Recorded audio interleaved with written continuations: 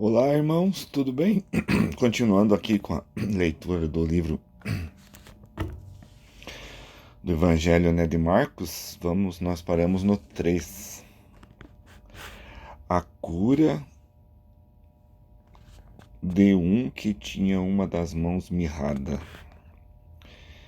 E outra vez entrou na sinagoga e estava ali um homem que tinha uma das mãos mirrada. E estavam observando se curaria no sábado para o acusarem. E disse ao homem que tinha a mão mirrada: levanta-te e vem para o meio. Essa parte de Jesus curar dentro da sinagoga, ou fazer isso na sinagoga, eu não acredito que aconteceu. Eu já falei para os irmãos. Porque eles não gostavam de Jesus do que Jesus fazia, porque era contra a lei dos judeus. Eles se sentiam ameaçados por Jesus, porque Jesus pregava coisas que totalmente eram contrárias ao que eles falavam, ao contrário ao próprio Deus do que eles acreditavam, né? O que o Deus dele falava, né? Que para sacrificar, para fazer isso, para fazer aquilo, sacrificar animais, ter a venda dentro do templo de Jesus, era contra isso. Então eles não gostavam. Então não foi, eu acredito que não foi aqui na sinagoga, mas foi fora, né? Não dentro da sinagoga. Jesus, eu acredito que eles não deixavam Jesus, nem que quisessem entrar na sinagoga, acredito que eles não deixassem. Ou se deixasse, ficava de olho, né? Ficava com o pé atrás com Jesus. E perguntando-lhe: é lícito no sábado fazer bem ou fazer mal? Salvar a vida ou matar? E eles calaram-se. Jesus respondendo. Então Jesus já deu um cala-te-boca para eles ali no momento. E olhando para eles em redor, com indignação, condoendo-se da dureza do seu coração, e disse ao homem.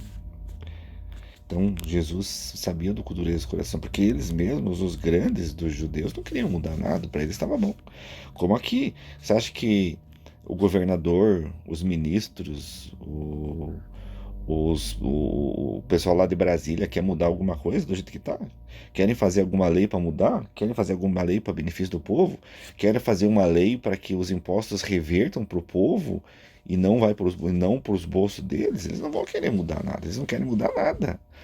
Né? Por isso que acontece isso que acontece, por isso que acontecia isso lá. Eles também não queriam mudar. Porque quem estava no bem bom não queria perder. Quem estava comendo comida boa não queria perder. Agora, os outros que estavam no mal, no ruim, esses que queriam mudar. Mas essa é o que existiu lá, existiu hoje no mundo, sempre existiu, nunca mudou. Em 2000 anos nós não mudamos quase nada ou nada. A única diferença é que agora está sendo trazida à luz por muitos canais, por muitas igrejas, muitas pessoas, padres até, né, que indo muitas vezes contra o que prega a Igreja Católica, falando algumas coisas contra, né, pastores, né, pessoal da Federação Espírita, muitas vezes falando alguma coisa diferenciada, porque está se encaixando, está vindo a luz está chegando. E ninguém segura essa luz. Essa luz está vindo por várias pessoas, por vários canais, inclusive canais que eu já indiquei aqui no meu canal, né? Estende a tua mão, e ele a estendeu, e foi-lhe restituída a sua mão sã como a outra. E tendo saído, os fariseus tomaram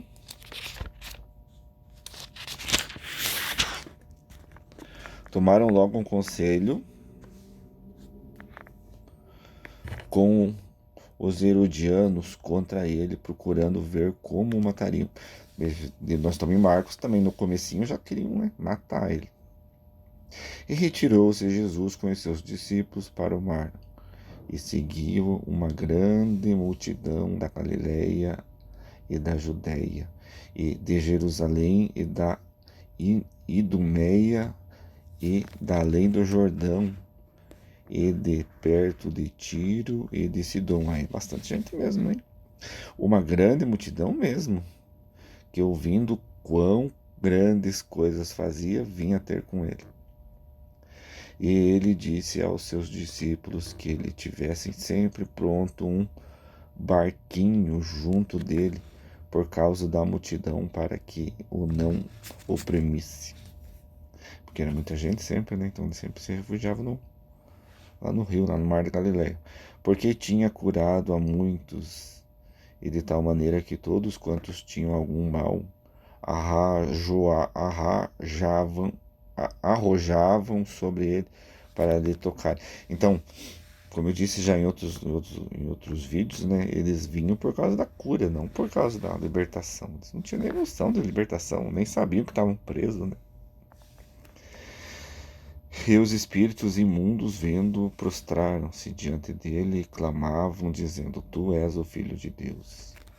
E ele os ameaçava muito para que não o manifestassem. Então, para que parasse de falar, né?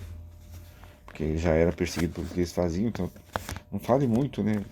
Tem as coisas, né? Faça. Ele falava assim, né? Certo? Aqui pelo que diz assim, ele falava assim, né? Viu? Eu faço as coisas, mas não fico espalhando, porque senão vai complicar pro meu lado. A eleição dos 12. Ele subiu ao monte e chamou para si os que ele quis e vieram a ele. E nomeou 12 para que estivessem com ele e os mandasse a pregar, e para que tivesse o poder de curar as enfermidades e expulsar os demônios. A Simão, a quem pôs o nome de Pedro, e a Tiago, filho de Zebedeu, e a João, irmão de Tiago, aos quais pôs o nome de Boanerges, que significa filho do trovão. Boanerges, desculpa, irmãos. O nome de Boanerges. Boanerges. Conheci uma pessoa que tinha esse sobrenome, Boanerges. Significa filho do trovão. E a André, e a Filipe, e a Bartolomeu, e a Mateus, e a Tomé, e a Tiago, filho de Alfeu, e a Tadeu, e a Simão, o cananeu, e a Judas Iscariotes, o que o entregou.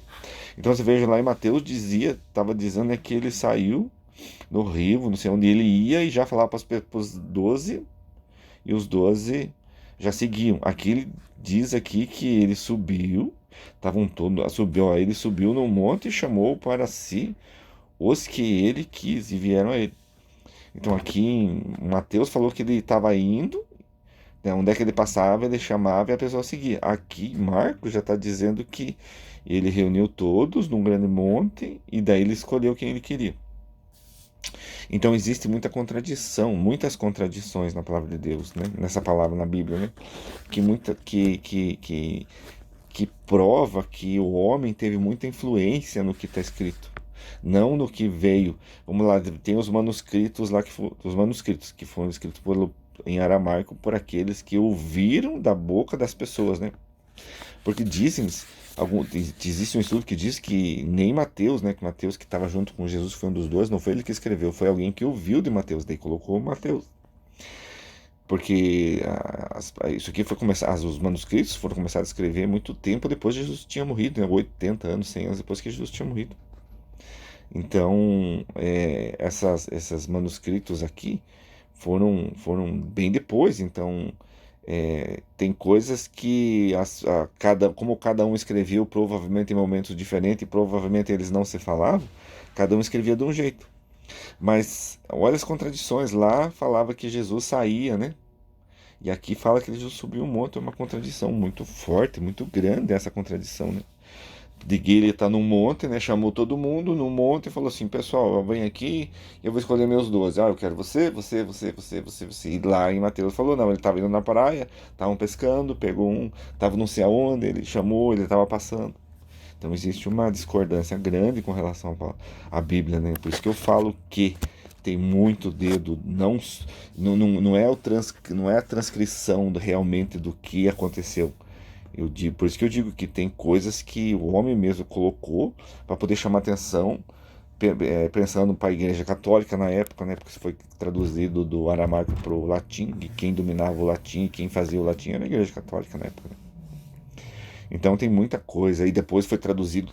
Hoje em dia as pessoas traduzem para aquela igreja, para que né, aquela igreja faz uma tradução, mas para ela, tudo puxando a farinha para o seu saco. Né? Então é meio complicado, por isso que eu estou fazendo esses vídeos, né, para mostrar aquilo que eu acho que não é concernente à palavra de Deus. Pelo que eu li, pelo que eu conheço. Já falei em outros vídeos, eu não sou médium, não canalizo ninguém, não sou nada. Brinco, inclusive, de falar, né, que se eu fosse médium, se eu sou médium, né, minha mediunidade está tão escondida que nem eu sei que tenho, né? Então eu não sei se eu dou graças a Deus por eu não ter, ou eu fico triste por não ter, né? Não sei. Eu, sinceramente, eu tenho uma dúvida com relação a isso. Mas o que eu falo de mim e falo dos estudos que eu tive, né? Se sou intuído pelo mundo espiritual, eu não sei. Não sei. Para mim, é eu que falo do que eu conheço, né? Vamos agora no 3:20. Dá tempo ainda? A blasfêmia dos escribas. E foram para uma casa e afluiu outra vez a multidão. Só aparecia. Pois é, aí tem aquela história, como é que a multidão sabia quem era Jesus e os principais sacerdotes não sabiam, né? Outra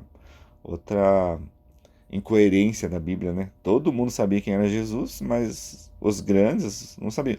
Tudo bem, talvez os grandes sacerdotes lá que nunca saíam do templo, ficavam fechados, talvez eles não sabiam. Mas a maioria do pessoal sabia quem era Jesus, né? Porque diz lá, vou mandar Judas lá para entregar quem. Então isso foi dado as moedas de prata para Judas, 20 moedas de prata para Judas, mas pelos grandes, eles que não saíam, esses provavelmente não saíam de onde é que eles estavam, então eles não conheciam Jesus mesmo. É como você pega assim, um juiz, né? Eles vivem num lugar que eles não saem para nada, né? Como um rei do castelo, que os reis antigamente não saíam, né? Ou as suas esposas não saíam, seus filhos nunca saíam, né? É mais ou menos assim. Porque só isso para explicar que eles não conheciam, tinham que mandar Judas para dizer quem era. E aqui dizem em vários lugares que o povo já se reunia, via Jesus já se reunia, quer dizer, o povo conhecia Jesus e eles não. Se o povo conhecia, os soldados romanos conheciam, os soldados dos judeus conheciam, os capitães deles conheciam, então não era uma figura totalmente desconhecida. E foram para uma casa e afluiu outra vez a multidão, de tal maneira que nem sequer podiam comer pão. Imagina quanta gente que foi lá, mas para ser curado, né? E não para ouvir, para ser curado mesmo. E quando os seus ouviram isto, saíram para o prender, porque diziam estar fora de si. Então, veja bem. E os escribas que tinham descido de Jerusalém diziam: tem Beelzebul e pelo príncipe dos demônios expulsa os demônios. Já queriam pegar Jesus. E chamando-os a si, disse-lhes por parábolas: como pode Satanás expulsar Satanás? É verdade. E se um reino se dividir contra si mesmo, tal reino não pode subsistir. Também é verdade. E se uma casa se dividir contra si mesma, tal casa não pode subsistir. Também é. Né? Se a esposa começar a bloquear com o marido começar a bloquear com a esposa, vai dar separação. E se Satanás se levantar contra si mesmo e for dividido, não pode subsistir antes, tem fim. Também. Ninguém pode roubar os bens do valente, entrando-lhe em sua casa, se primeiro não maniatar o valente, e então roubará a sua casa. Então, se tiver alguém lá dentro, um valente, o cara que se defende, ninguém vai entrar, né? A não ser que renda ele. Na verdade, vos digo que todos os pecados serão perdoados aos filhos dos homens, e toda a sorte de blasfêmia com que blasfemaram. Qualquer, porém, que blasfemar contra o Espírito Santo nunca obterá perdão, mas será réu do eterno juízo, porque diziam tem espírito imundo. Aqui que eles estão querendo dizer aqui que o homem pode falar tudo, mas não blasfemar contra o espírito, né? Só que esse espírito que eles estão dizendo não é o Espírito Santo de Deus, né? Porque como eles falam, né? O pessoal fala aí, né? São três, né? Deus, Jesus e o Espírito Santo. Então, se são três, então são três deuses, porque cada um tem uma parte ali. Falam que Jesus também é Deus, né? Então, não pode, só tem um Deus. Então, o Espírito Santo em si, uma entidade, um corpo, não existe. Existem os Espíritos Santos que fazem a vontade de Deus. Não um Espírito Santo, que é onisciente, onipresente, como falam, como colocam. Isso daqui, para mim, foi colocado pelos homens. Ou Jesus quis falar, né? Ó, é aquele que blasfemar contra os espíritos, mas os espíritos do bem, aqueles que vêm intuir, que vêm mostrar, que vêm dizer, né? E aquele, como leram, já colocaram lá o Espírito, já querem colocar para o Espírito Santo, né? Uma entidade, né? Não, mas é uns espíritos que fazem a vontade de Deus, todos os que fazem a vontade de Deus. Assim como Jesus não é Deus, é Filho de Deus, o Espírito Santo não existe também. Existem os espíritos amados por Deus, que são santos por fazer a vontade de Deus. Eu e você, se fizermos a vontade de Deus, também vamos ser filhos de Deus, né? E vamos fazer a vontade de Deus. E como do desencarnados, vamos ser um Espírito Santo se continuarmos fazendo as partes certas. Espírito que faz a vontade de Deus. E que vão se elevando. Entenda o que eu estou dizendo? Vão se elevando, né? Cada elevação que você tem 7 corpos, e você vai perdendo esses corpos, assim você vai evoluindo. Já tem um vídeo no canal dos 7 corpos, né? E como perde os 7 corpos e como tem a evolução. Então eu não vou falar nesse vídeo agora. Mas você vai ter a evolução do espírito, né? Vai passar para nós estamos na terceira dimensão, vai passar para a quarta dimensão, quinta dimensão, sexta dimensão, e você vai evoluindo assim, né? Então, e tudo vai crescendo, desenvolvendo, e você vai sabendo como as coisas vão e se desenvolvendo. Então, eu acho que quando tem essa parte aqui que fala do Espírito Santo, blasfemar contra o Espírito Santo, eu acho que não é o Espírito Santo. Jesus falava em em outra situação, daí interpretaram desse jeito e colocaram até hoje que existe um Espírito Santo, né? Um Espírito Santo. Não existe um Espírito Santo, existem vários Espíritos de Deus, né, que fazem a vontade de Deus. E Deus, quando sai a pelejar e a fazer as coisas, Deus faz na santidade, no amor. Deus não mata, não tira sangue, não estupra, não derruba, não quebra a cidade, não taca fogo, né? Aqueles que fazem guerra e falam que Deus está com eles, Deus não está. É outro Deus, não é Deus. O Deus Todo-Poderoso não é. Deus não faz guerra. Deus pode até fazer guerra, mas guerra no amor, na santidade, na paz, né? Não guerra de trocar tiro, de matar, né? Primeira Guerra Mundial, Segunda Guerra Mundial, agora a guerra que está acontecendo lá na Ucrânia e Rússia, né? Vai dizer que Deus está no meio? Deus não.